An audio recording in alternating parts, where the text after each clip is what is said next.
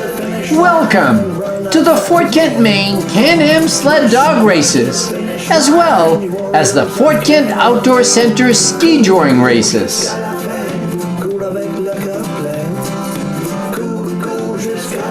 This video will follow the adventures of 3 mushers from Nova Scotia, from their arrival in Fort Kent on March 2nd to their departure for Nova Scotia on March 5th. Now the Can-Am in Fort Kent, the race brings people from all over the world, all over the United States, and certainly from this area as well. There are a lot of people from Canada, but this team is international. And here with us we have, your name? Jonathan Lucas. I'm Virginie Besset. Now, John, where are you from? Originally I'm from England, central England, and then I moved to the Yukon for 15 years, and 2.5 years ago moved to Nova Scotia. What brought you to Canada from England? Fish farming. Fish farm? Fish farming, yeah. A company in the Yukon needed a general manager for their Arctic char farm, and I applied and got permanent residency. You got the job? Got the job, got permanent residency and citizenship. So now you're a citizen of Canada? Yeah, and the UK. And the United Kingdom as well? Yeah. And Sylvie, you're from? I'm from France. You're from France? Yes. Now, which part of France are you from? I am from Lyon. It's in the southeast. Is it southeast? Of France, yeah. And what brought you to Canada? Adventure. Adventure? Well said. No, an adventure. Now, when did you come over? I arrived in January 2017 in Canada. So you've been here a year and a half? Yes. Roughly. Almost. Even less. Even less than that? Yeah. Now, right now both of you are here with dog sleds here in Fort Kent, of all places. What brought you to the Can-Am? How did you find out about it? Deb, my partner, ran it a number of years ago and suggested that we run it this year. So I tried, thought about doing the 100-mile race, but just didn't have the time to train, so we trained for the 30-mile race. And Nova Scotia has dryland races, but it doesn't have many sled races. And really this was the nearest race on snow we could get to this year. How's the snow in Nova Scotia this year? Really bad. This was the 3rd time out this season on a sled, the race. So it was my 3rd time on a sled this year, really. Now on this team, we've had John and we've had Virginie, but there's a 3rd member of this team. And your name is? Debbie Knight. And Debbie, I'm assuming you're a musher as well. Yes, I am. Which part of Canada are you from? Myself, I'm from Ontario. You're from Ontario Southern originally. Ontario, yep. And I mean, right now you're in Nova Scotia. Did you go from Ontario to Nova Scotia? No, I went from Ontario to Yukon. To the Yukon? Yeah. Is that where you picked up the interest in dogs, or did you pick that up in Ontario? No, I picked that up in Ontario. First got myself some dogs from the local pound, and we started out sort of teaching each other. I got a sled, and we started teaching each other what to do. And from there, I picked up 3 more dogs. So I ended up with 5 dogs while I was in Ontario. And then I got wind of someone that was a racer, and that person became my mentor. And he taught me how to train and run dogs for racing. And I actually bought his 6-dog Siberian Husky team, racing team. You get here, there are 3 races. We have a 30-mile, we have a 100-mile, and we have a 250-mile. Why did you pick the 30? two reasons. One was time to train. Didn't have the time to train for a 100-mile race. Also, it's time away from work and from home as well. So a 100-mile race would have taken a bit longer, and I certainly wouldn't have felt, I don't think, as capable of doing any skijoring on the Sunday, because there were skijoring races on the Sunday. So you're doing both, because there's also a skijoring event in Fort Kent. That's right, at the Outdoor On Centre. Sunday, the day after the Can-Am races, and so you want to do both Can-Am as well as skijoring. Yeah, so I did the 6K and the 12K two-dog skijoring on Sunday. Now, most people, skijoring is kind of a new word in our vocabulary. What is skijoring? It's where you tie 1 to 3 dogs to yourself and put on a pair of skis and go off on the trails. So the dogs pull you? Dogs pull you. I liken it to downhill skiing, except the dogs are gravity. So you use downhill skis? Actually, no, we use skate skis. So you skate to help. You don't have to use skate skis, but in most of the racing is skate skis only, because there's no metal edges, so you can't.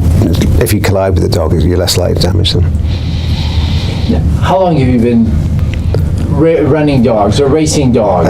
Started in 2002 in the Yukon with a Rottweiler called Puppy, and he just led and pulled, and he taught me how to ski. He taught you. And then from there we got a second Rottweiler, and then I got an Alaskan Husky, and then it just went up from there. That went from there. Yeah.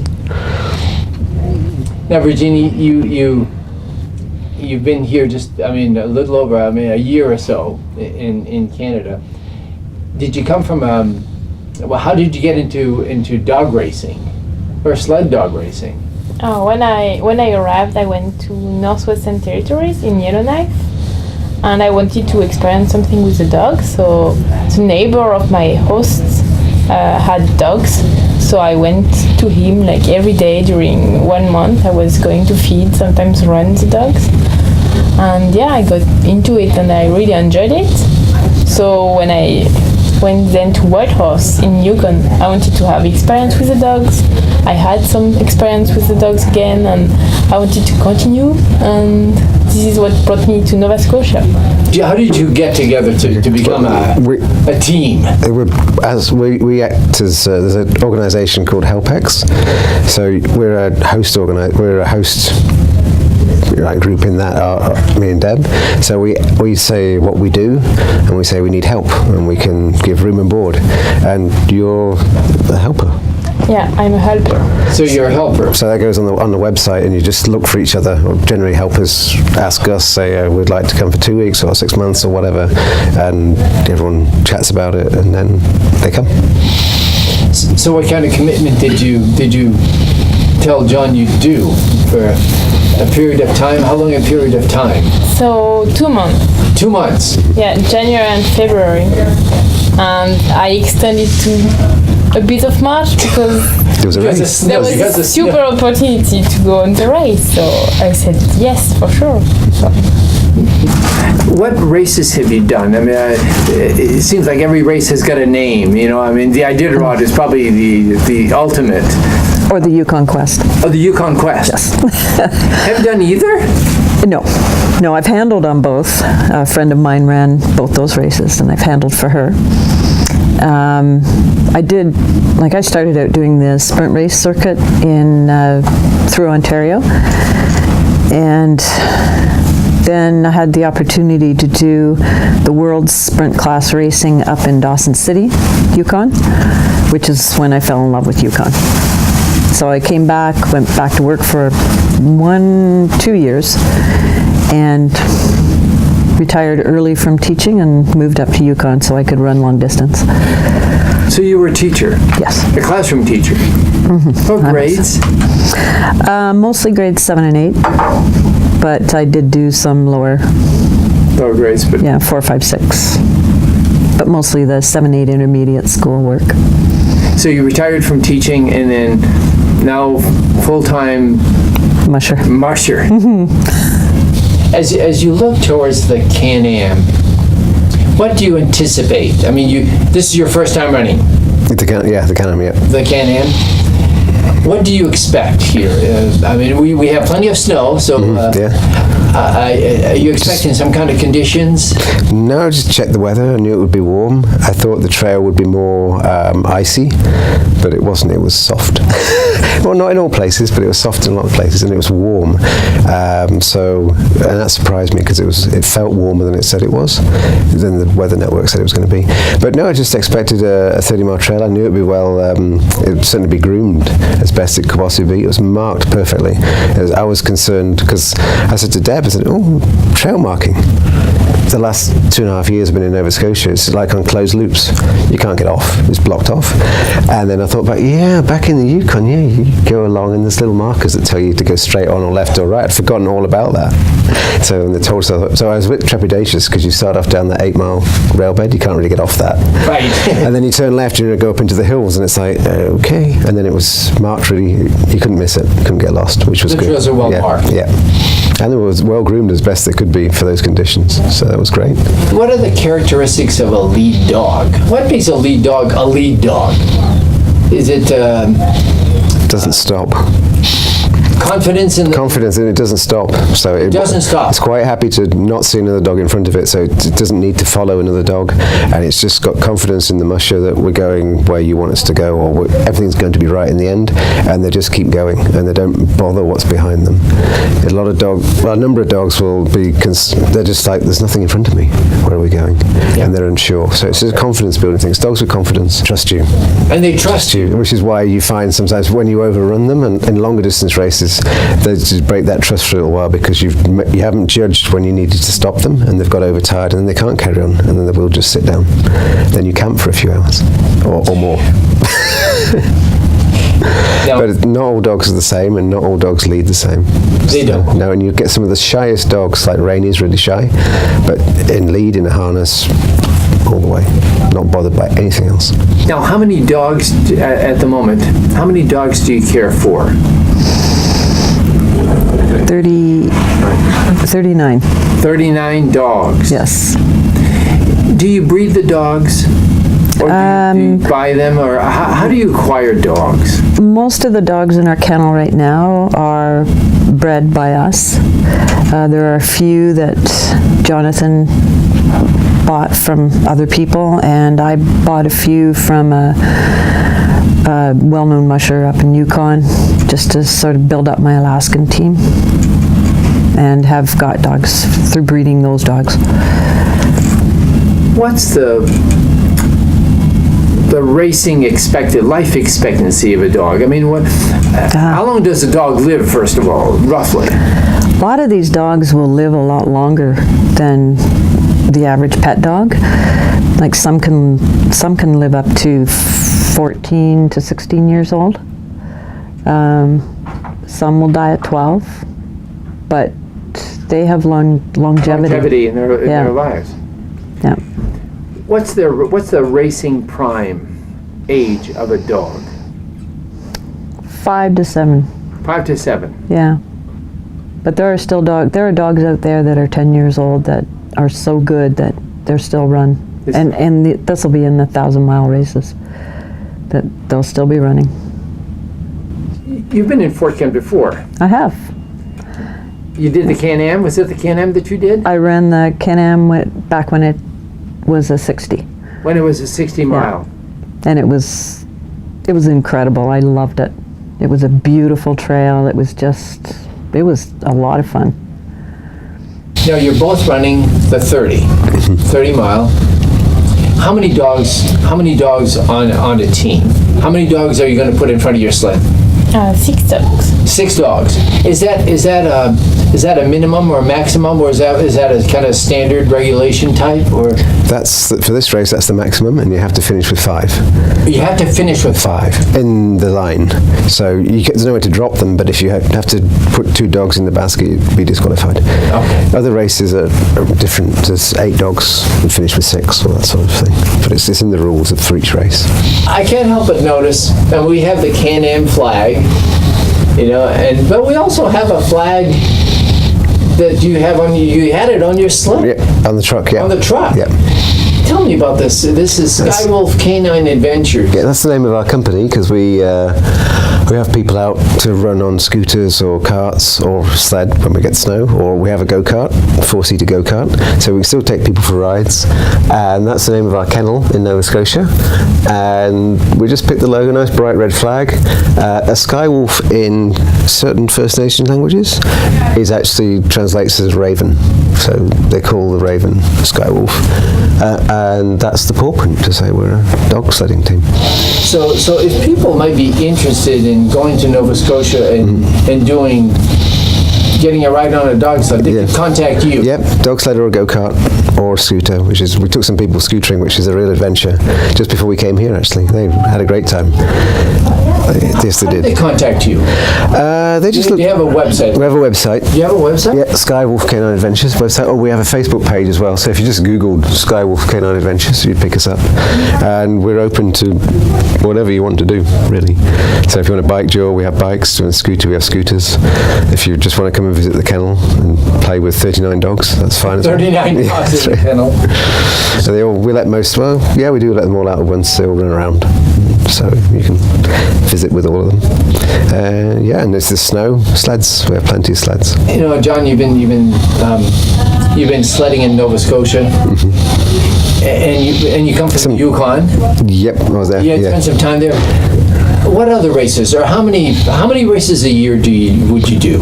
I put on races, so we did 5 in winter and 4 or 5 in summer. So there's all those, and then there was a couple of years I did the Yukon Quest 300, the Percy Wolf 200. Silver Sled was on most years. That was a 100-mile race. That was 50 miles up through the hills. Camp 50 miles back, except the hills were like this. But you actually were going up on the way out. But when you came back, it didn't feel like you were coming down. So now the race is over. What was your experiences? Sylvia, did you enjoy it? I mean, it's first time out. You've been training in Nova Scotia where there's little snow, or no snow, or no snow. How did you like it here? I mean, there's plenty of snow. Yeah, I really enjoyed it. I love the moment where you are in the bush with the dogs and you just go around the bush. Really? It's really nice. It was hard. Like, I fell a lot of time. Now, I'm going on the sled, so. No, what happens when you fall? Do you lose control? I mean, do you fall off and the sled goes off and then you run after it? Because I was told never. You're told never to leave the sled. So I never let it go. You develop death grip. Not letting You go. are just here and you're just dragging. No, this is no. Well, both of you, hope you enjoyed the Can-Am. Did? It was a warm race. Plenty of snow, but warm race. That's right.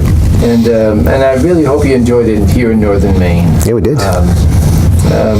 Hope to look forward to seeing you again next year. I'd love to come back. Love to come back, and we really do. Really appreciate it, and thank you for coming to Northern Maine. Well, thank you for being our host and all your support. You've been fantastic. You've really made it so much easier, so much more welcoming. Thank you. Well, thank you very much, both of you. Yeah. So this year where you stayed behind while others took your team, did you miss it? I did, but I also knew that the 30-miler was the toughest, I think, out of all the races, so in that respect, I wasn't too upset about not being out there. Would have liked to have been running the 100. You would have liked to run the 100? Yeah. So that's my goal for next year. For next year? Yeah. So we're expecting all 3 of you back next year? Hope so. I hope so. Well, 2 anyway. Hope so. It's 6 a.m. here in New Canada on a snowy day, very overcast, but in our driveway we find a dog sled team. This is Can-Am Weekend 2018 in Fort Kent. And this year there are some mushers that are staying here at the house. 3 of them. This is 6 o'clock in the morning and it's a feeding time for the dogs.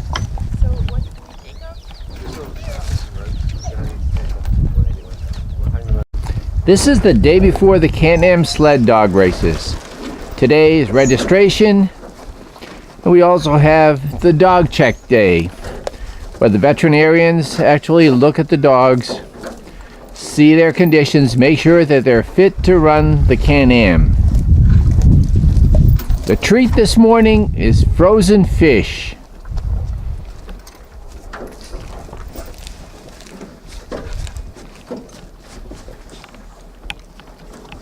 The morning routine not only includes feeding and bathroom calls, but also a stretching of the dogs. And here we have one of the Gwen is out there taking a walk up the hill, getting a feel of this northern Maine snow.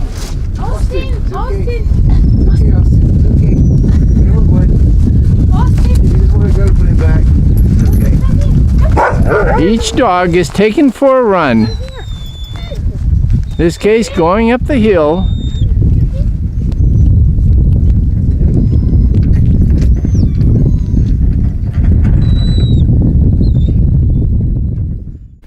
Each dog gets a walk in the snow.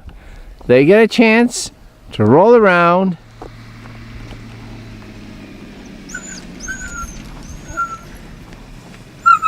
Okay, Snowy, easy. And just have a good time here in northern Maine. Good boy, So now that they've had their morning walk, their morning food, they go back in the truck, where they'll get some rest for later on today. Oh, Anubis, come on.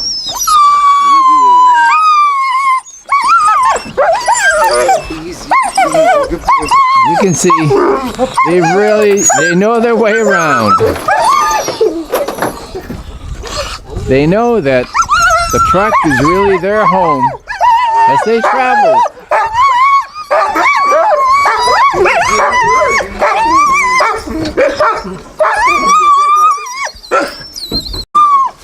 And inside, each dog has their own cubicle, and they know exactly which one they have. In they go, and then they're tied up inside the cubicle so they can be traveled.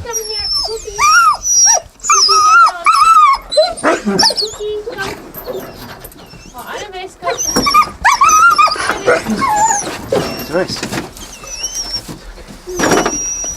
Come here.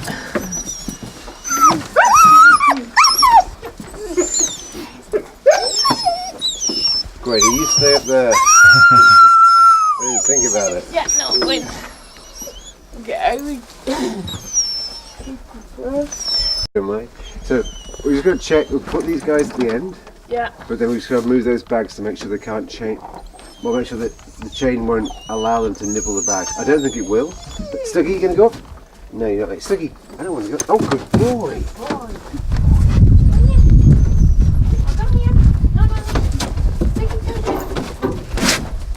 And they know exactly where to go in their boxes. They've had a good stretch, good food, and now a day of rest. All before tomorrow, which is the Can-Am Sled Dog Races.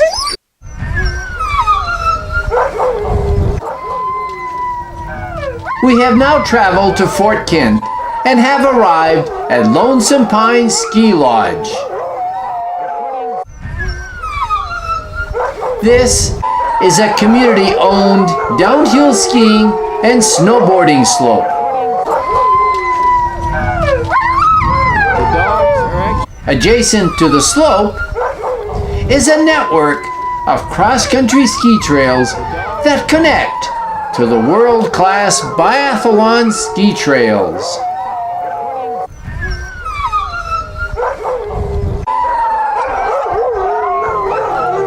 We are now taking the dogs out of the truck and settling them around the truck.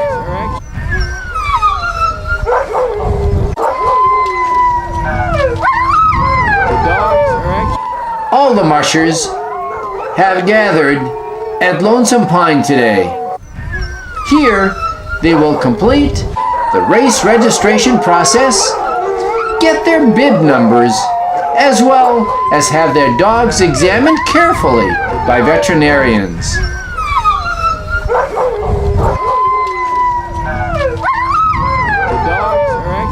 The veterinarians will be coming later to examine each dog carefully.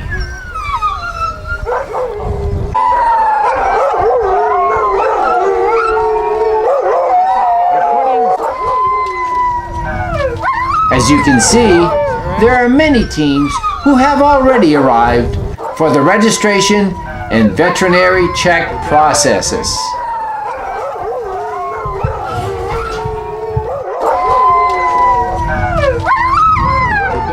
Where no one told me the bib in front of me was missing. And they said, get a move on, get a move. It's fine, I've got 4 minutes. Well, we're trying to avoid having to So this is the registration process, So that's what where we're they trying pick to up their I'm bibs, late for the vet check. get their numbers. Okay, so you're number 6 or not So we've changed numbers. Somebody has dropped out, so we've moved up a number. Oh, okay, sorry. So the plate is all identifying the starting line. This is a slight change from last year.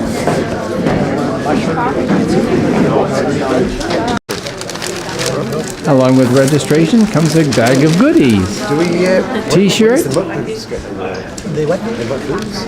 We don't First know. 15 to sign up. Not sure about that, but okay. If you use your book, the mushers are set up.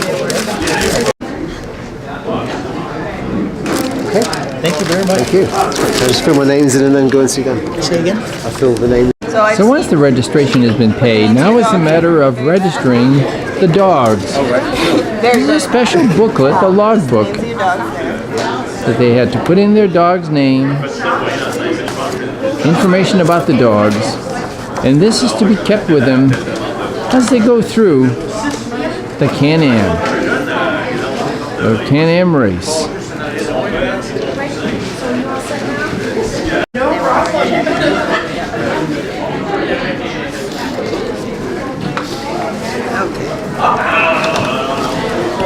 Since there are 6 dogs that'll be on this team, the 6 dogs, the names have been registered for all 6.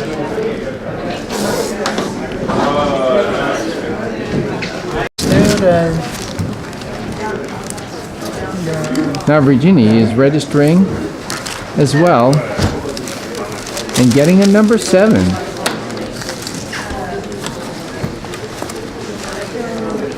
As well as a booklet to keep track of her dogs. The logs for the dogs. That's all trained up. So I'm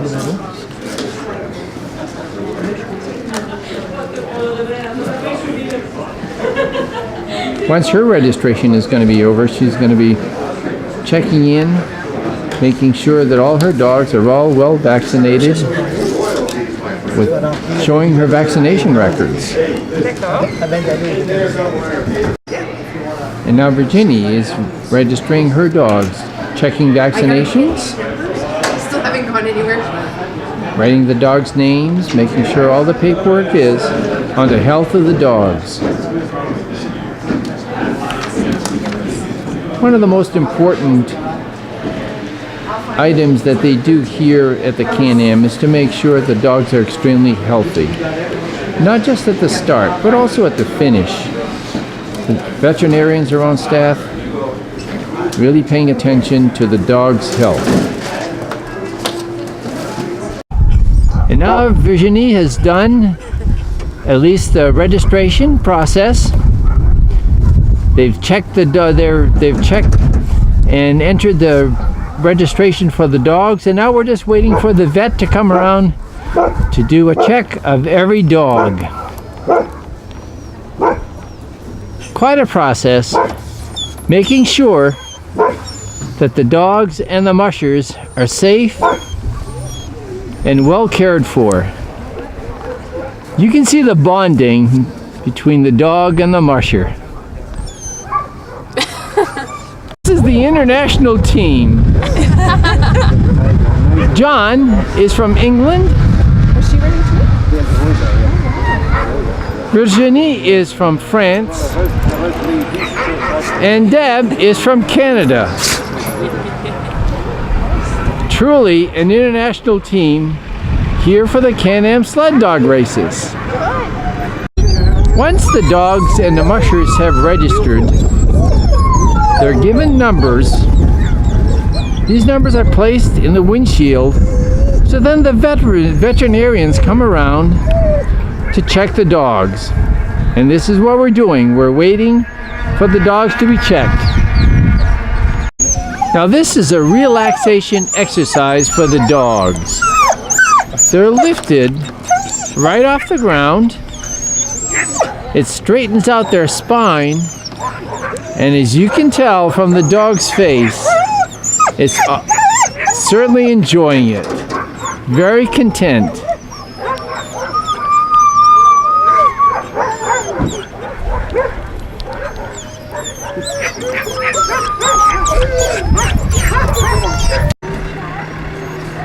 So now the dogs have all been inspected. The veterinarian found the dogs in excellent condition, a little dehydrated, but that's because we've been waiting for a long time here and they haven't had any water. We're ready to go with water, and they're going to get a little food, but certainly some water to rehydrate them.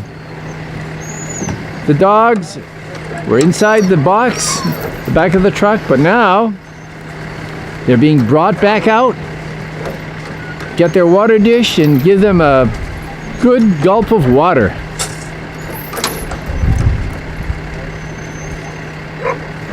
I think the dog's enjoying it here in Fort Kent.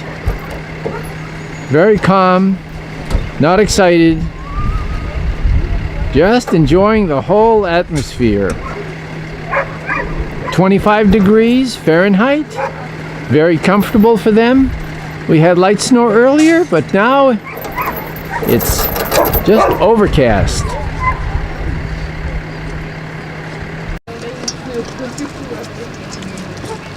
So before they get any kind of water, they get a little dry food. Carefully measured, put inside the bowls. As you can see, they're enjoying their eating. They were a little hungry. Yeah, eat up. It's coming soon, don't worry. So now that they've had their bite to eat, now they're getting water. Loose dog, Deb. Oh, hi. Hi, it's okay. Thank you. It's okay. This is a mixture of warm water, fish meal, and a little hamburger. Certainly gives them the incentive to drink water. This bowl was full a few seconds ago. Now the dogs are ready for a little nap. You see, Sugar thinks that Rain is hers, and she won't drink hers, but Rain is much tastier. So while the dogs are outside eating and getting their fill of water, we'll have a look inside at their home. This is their traveling home.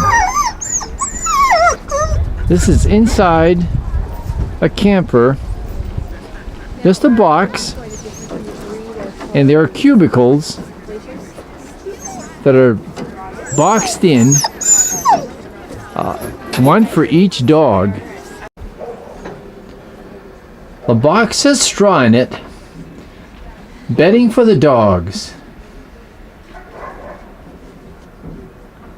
The dogs are actually tied on the inside so they don't run all over the place. This truck has 16 boxes, allowing them to travel, and they have, throughout Canada, and now they're here in northern Maine.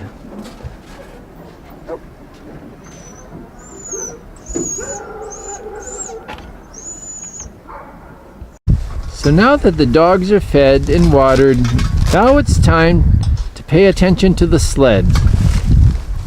There's a number of safety equipment that needs to be carried on every race. Actually, they give you a list of what you should be having, including a fire starter kit, pots, boil water, snowshoes, axe, and a number of other safety equipment. All of that has to be in the sled during the entire race. As you can see, we have a pot to boil water, we have snowshoes, a sleeping bag, and all other kinds of straps and rope.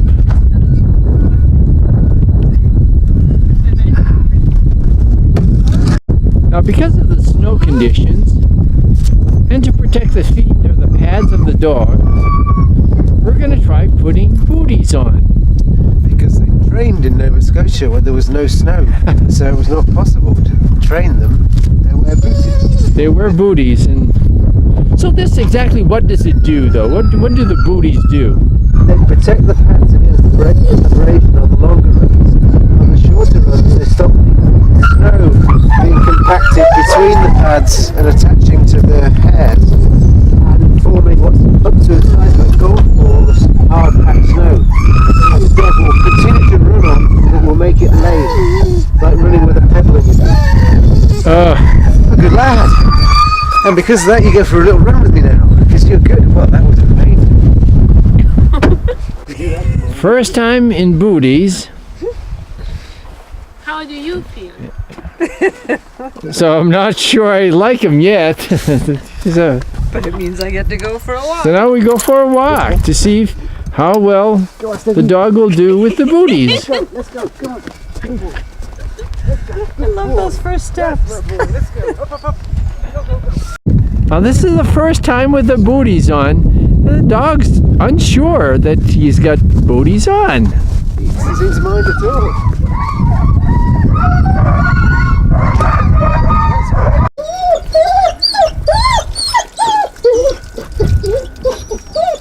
The little booties just to protect their feet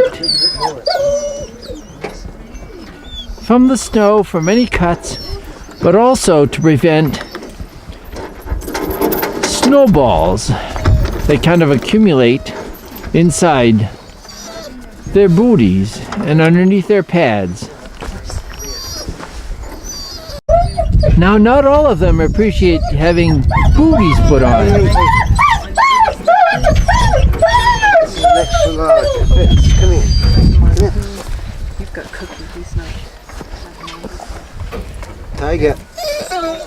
This dog has not had on booties many times before, and he's really hesitant to have them put on. See? There. That's nothing special, is it? Yeah, you can put it down now. It's not a problem. The other thing you've got to watch is when you take them off, don't do what I just did, because they'll eat them. Oh, they will? They'll eat them, and they have been known to get stuck and need an operation to remove them. So when you take them off, you make sure you get them a long way away from the rest of the time. Come on, I know. See, it's easy, isn't it? Just wipe the snow off, put it on, wrap it round, pull it tight because it's on bone, and that's fine. And they'll stay on the feet. They stay on the feet. They should stay on the feet. You should change them every 50 miles. Oh, you change them every 50 miles. So a lot Is it of- because they get there's snow that goes on the inside, or they get What worn? they'll do is they'll get worn out, and then once they're worn out, it's even worse because the snow gets through the holes, and it definitely packs inside. Packs you can't inside. Shake it off. So that's the. So, $1.25 each, $5 a dog every 50 miles. 12 Yeah, I know. dogs, $60 every 50 miles. Well, But if it protects the dogs, Protects the then dogs, it's worth it. yeah. That's worth it. That's and you it. keep them all, and then you get home and you put them in a long string of Velcro, hang them over a heater, the wood stove, lovely smell, and then you go through them all and see which ones really have got holes and which ones haven't, and then you throw them out. There's Tiger. Now, for a little run in there with those. Don't want to put the And this is the day that we've all waited for. Every musher that's entered the Can-Am Sled Dog Races are getting ready. This is March 3rd, 2018, and these mushers are getting ready for the adventure of the day. The 100-mile race starts at 8 a.m. and the 30-mile race starts at 9:10. At 11 o'clock, we have the 250 that starts. But this is the morning where the dogs have the last preparation before going out on the trail. They're supplied with a good amount of water to get them well hydrated for the trip. No food this morning. They had their last meal yesterday, but plenty of water are being consumed at the moment. In a few minutes, we'll be heading out to the start line. And here we are, finally, at the start line of the Can-Am Sled Dog Races in Fort Kent, Maine. Our team is ready to go. Actually, we have two teams that are ready to take off on a 30 miles race downtown Fort Kent through to St. John and back to Fort Kent at Lonesome Pines. This is actually the start line.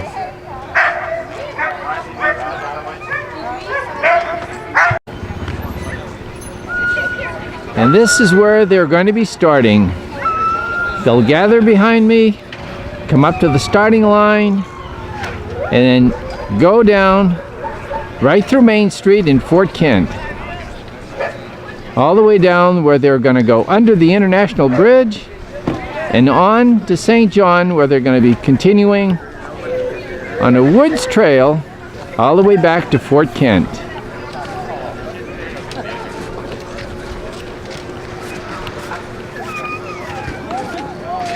The Can-Am Sled Dog Races for 2018.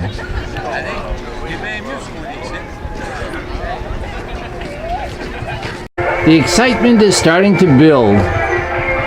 The dogs are inside the truck, but they know something is going on. Music on the outside. They're having their last rest before taking off on this 2018 Can-Am Sled Dog Race.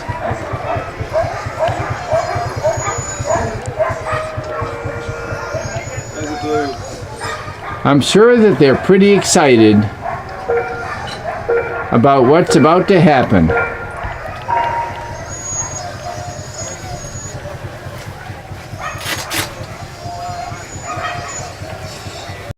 Now we have the final check of all the equipment in the sled. This is it, the last check before the departure.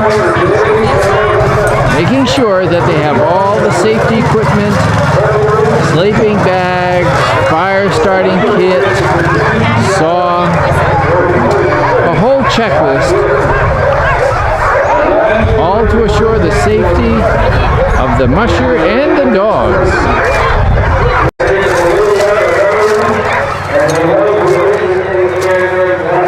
A complete checklist of items.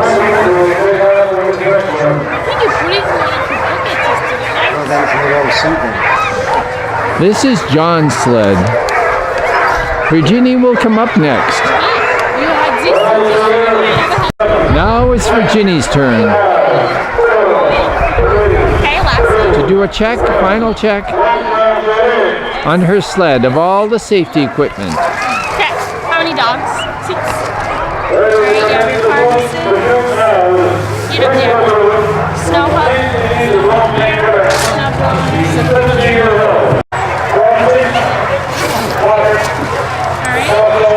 Cable cutters, knives, booties for the dogs.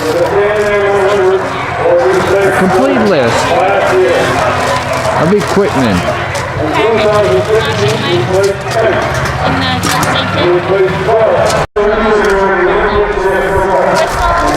In the background, we can hear the 100-milers are currently leaving the starting gate.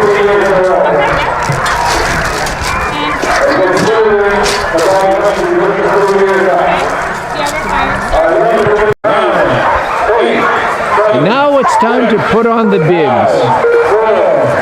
The last step will be to hook up the dogs, getting them ready.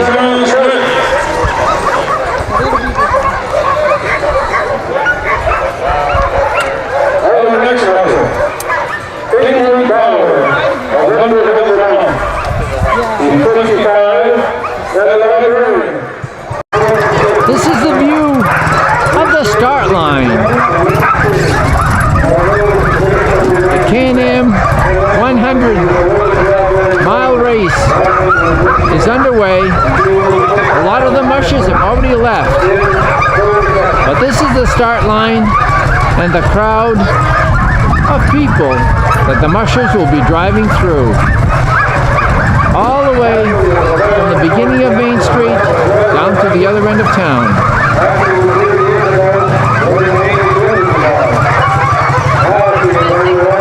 Shortly, the 30-milers are going to be starting to line up.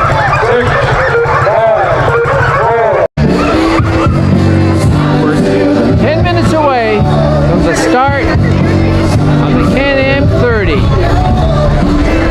People have lined up throughout Fort Kent, throughout Main Street.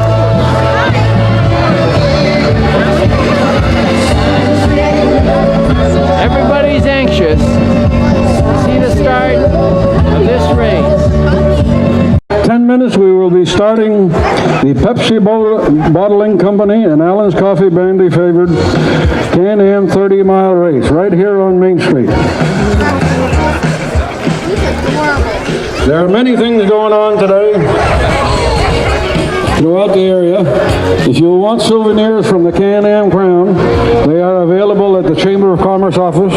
There'll be somebody there most of the day, and there'll be some this afternoon at the Lonesome Pine Trail Lodge and the Mushers dinner on Tuesday night.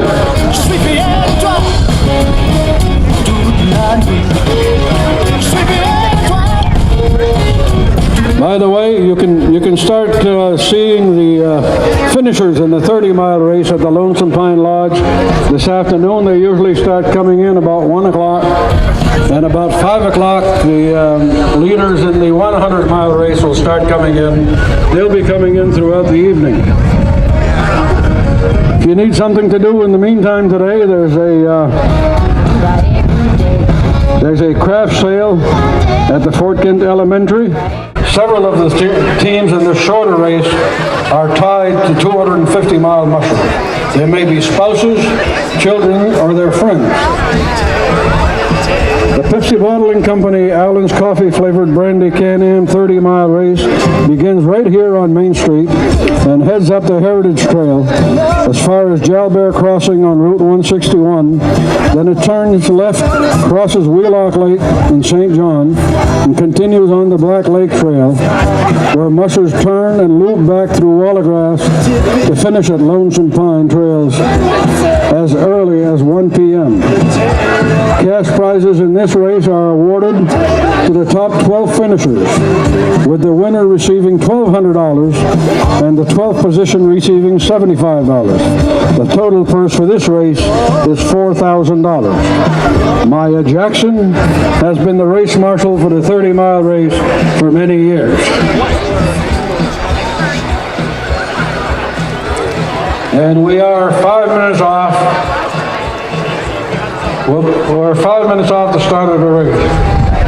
Our next musher in the queue is Jonathan Lucas, a 54-year-old from Newport Corner, Nova Scotia. He is into aquaculture. He and Deborah Knight own the team, and his leaders are Tiger, Skunk, Spitfire, and Sugar. Jonathan was removed to Yukon in 2001 from England and began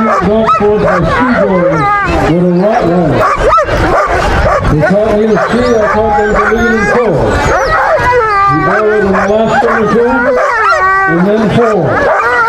Right over front, he is coming in. Our next musher.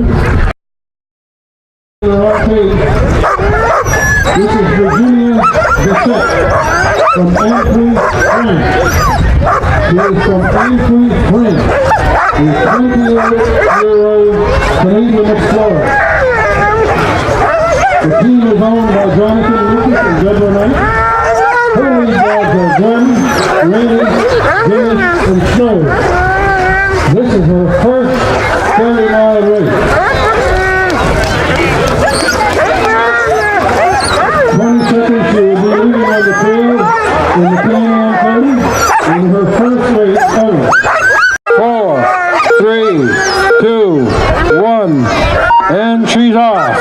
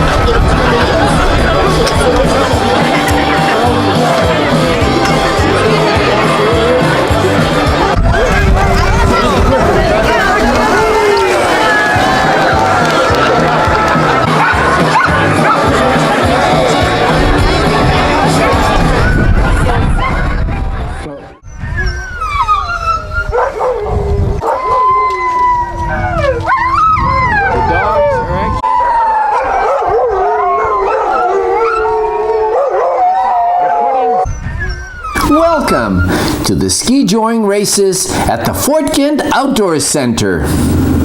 This is March 4th, 2018, the day after the Can-Am Sled Dog Races. Having these two events on the same weekend permits the Can-Am Mushers to participate in the Skijoring events. Jonathan Lucas, who participated in the 30-mile Can-Am race, is now registering for both the 6 as well as the 12-kilometer Skijoring races. With registration completed, Jonathan is now getting his equipment ready for the Skijoring races.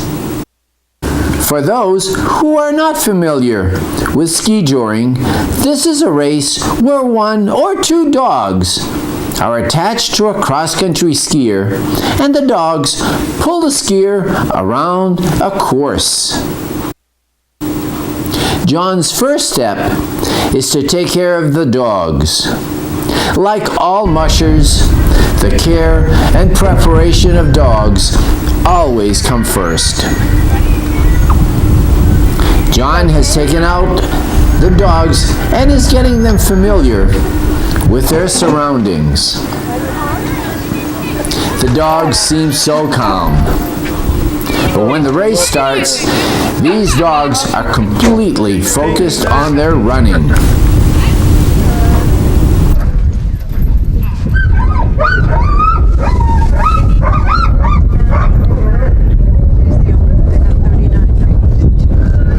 With the dogs ready to go, John is now putting on his cross-country ski clothing and is getting prepared for the 6-kilometer Skijoring race, which will be starting at 11 a.m. here at the Fort Kent Outdoor Center.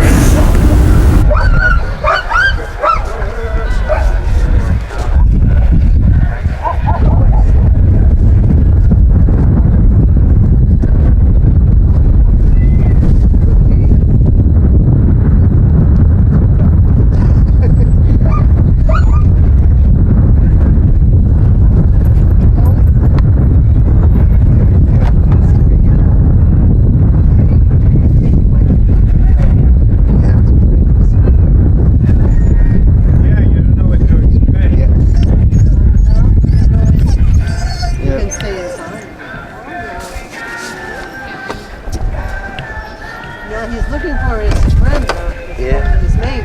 His mate, so he'll be going back in a minute. What are you still doing? Go back in. Those two are quite new to the racing, so they've only done sprint races before, really short ones, like this one. But yesterday it was like... The cross-country skiing clothing is much different than the sled dog mushers clothing. Skijoring is a very physically demanding sport, and the clothing needs to breathe to keep the skier comfortable and dry.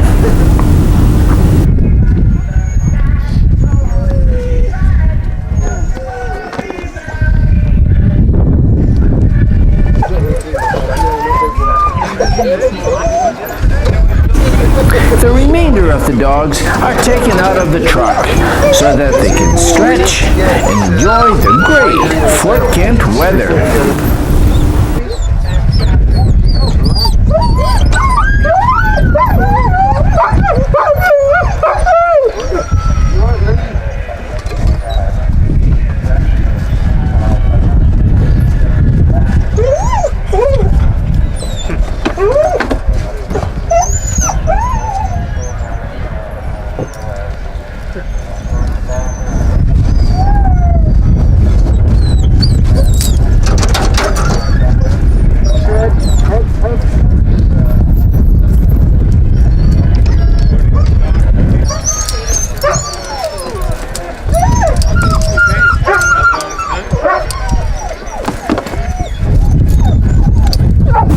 Now it is time to get the tow rope ready.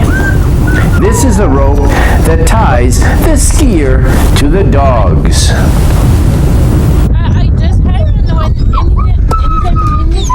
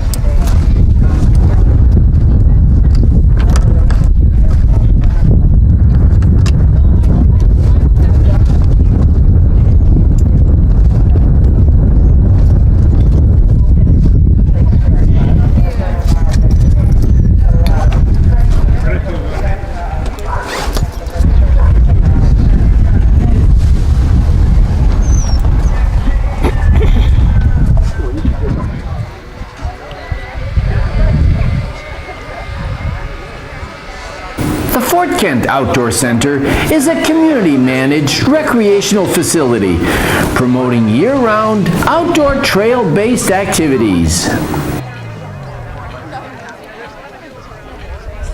The Outdoor Center was established in 1999 as a training center for aspiring Nordic and biathlon athletes, and has been the host of multiple national and international Nordic and biathlon events. In 2015, the sport of skijoring became part of the activities at the Outdoor Center. Today's skijoring races are examples of the many year-round activities here at the Fort Kent Outdoor Center.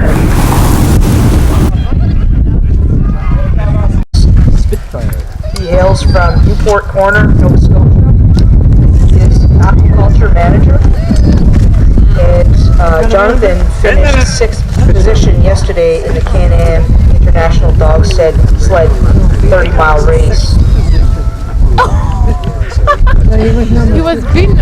And it's a common quote that I see throughout the bios. What do you like most about skijoring? It's feeling so close to your dog and being with nature, gliding over the snow.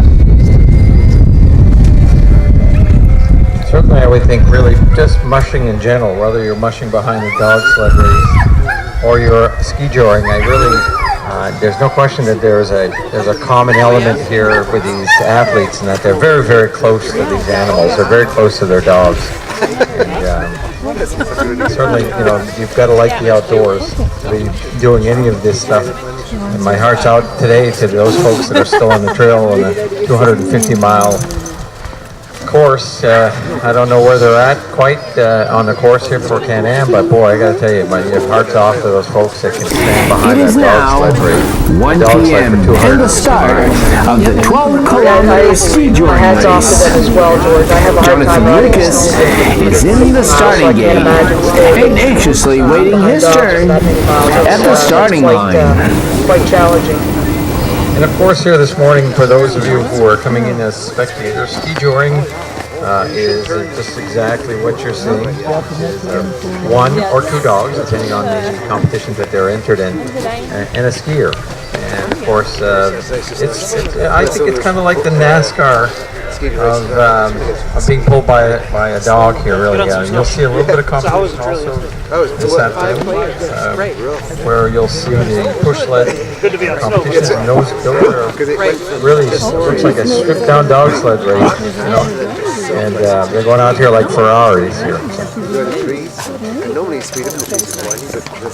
Skijoring taking off second today, Joël Bergeron from Thetford Mines. Jonathan Lucas into the start lane in a few minutes before starting. No, we're not quite ready to get this race started yet. 2 minutes to start. A little trivia about your starter, Paul Grant. Paul Grant started at the Salt Lake Winter Games. He was the official starter at the Olympics in Salt Lake City and in the biathlon events. So he's not a stranger to starting. Paul is generally the official starter here. Paul goes way back. When I was in high school, he was the official starter for Florida ski club, ski team as well. After the Tandy computer. Beginning days. A lot of volunteers here today making this event going. Thank you. 1 minute to start. Some French 1 minute mayo. to start. The announcement has been made. 1 minute to start. He's sleeping. See the power of these dogs at the start. They just want to go. We did 100? Yeah, unlike many of the Nordic events that we really host here, this is really more of an exciting type race. I'll tell you, when you see them take off as fast as they do and come in as fast as they do. See back there? Yes. 30 seconds! With a babysitter. Flipping sleds yesterday. I hope they don't flip athletes today. Ça y est, je suis toujours je veux ta femme pour ça. It's going to be quite a balancing act at times.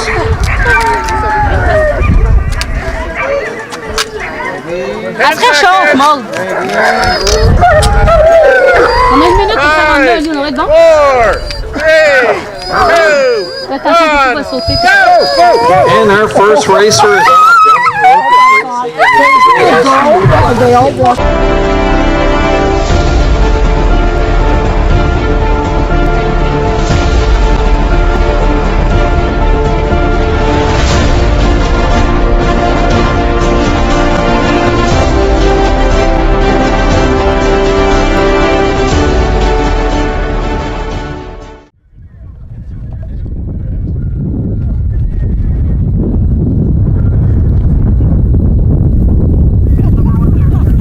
That is bib number 1, John Lucas, racing in the JF.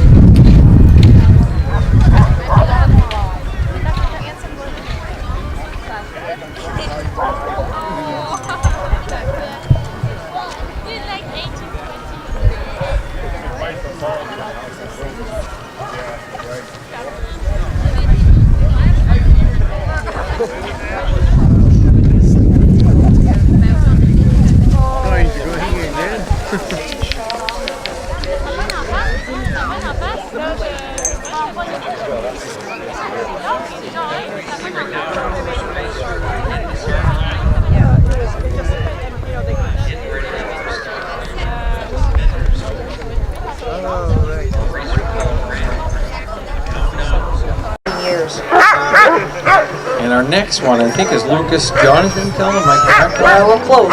Jonathan Lucas. Jonathan Lucas. I get that backwards. I'm sorry. I apologize. He's from Newport Corner, Nova Scotia. And our final competitor moving in the GS2 category. And if you remember, Jonathan was the 6th place finisher yesterday in the Can-Am 30-mile race. We have quite a few racers really that were in earlier races yesterday morning here and then came back to race here with us in Skijoring.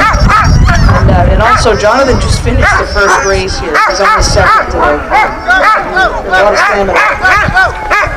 Racing with 2 dogs, as you can see here. 19, Maud Lapointe, followed by bib number 16, Jonathan Lucas.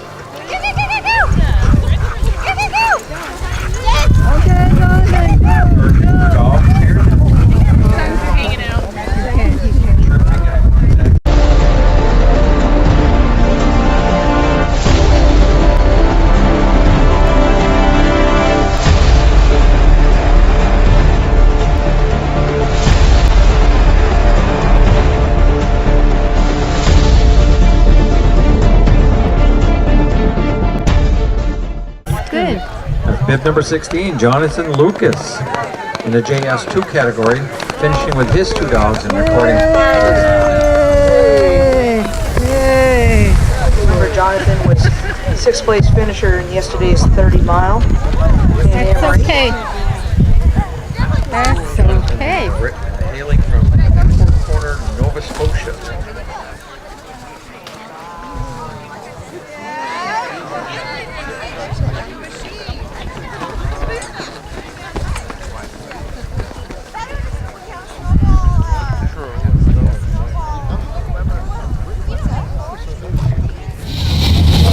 So now the race is over. What was your experiences? Sylvia, did you enjoy it? I mean, it's first time out.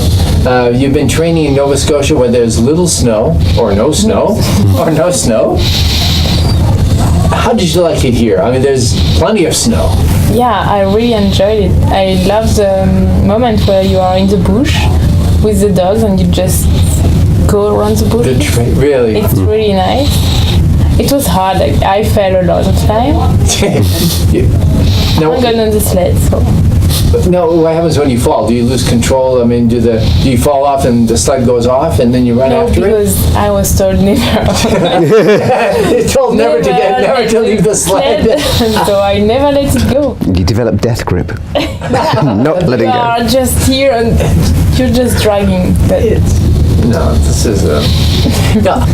Well, both of you, hope you enjoyed the Can-Am. Did. It was a warm race. Plenty of snow, but warm race. That's right. And I really hope you enjoyed it here in Northern Maine. Yeah, we did.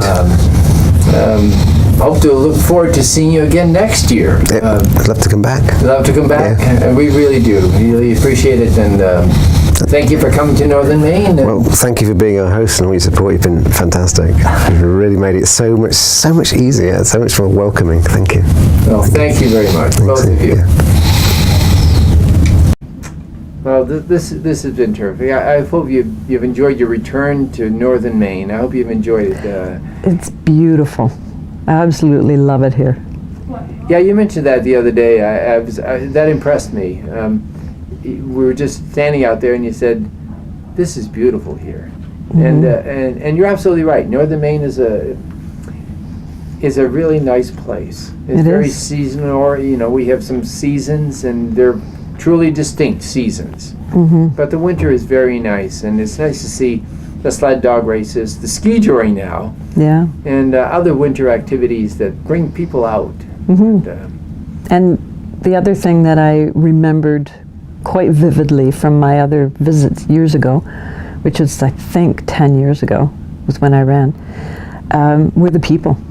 I just couldn't believe how friendly everyone in Fort Kent was 10 years ago, and again this time too. So it's been really fun. Well, thank you. I mean, thank you for the compliments too to the people of this area. And it was also a pleasure too to be certainly to be around you for the last 3 or 4 days. And, No, thank you. Likewise. And we're looking forward to you coming back next year. So, till next year. Till next year. Thank you, Deb.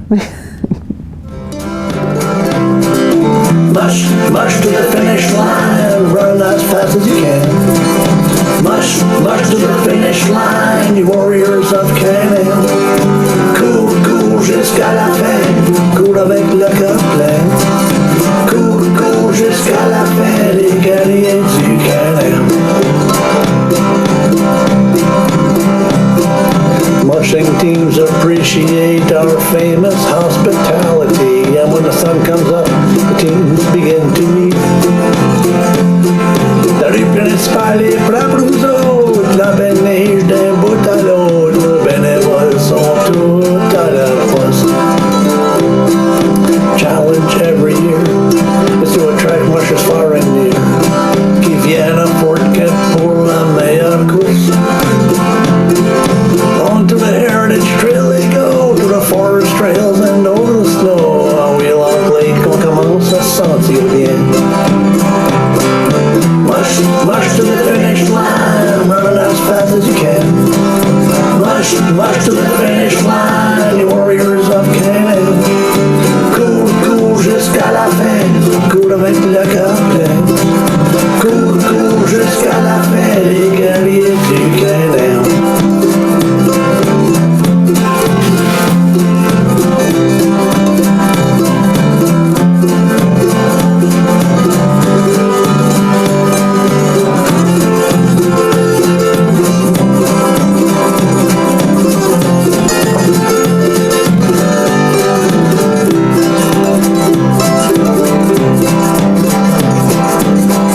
Checkpoints are a must, les vétérinaires attendent les chiens pour toutes les vérifier encore une fois.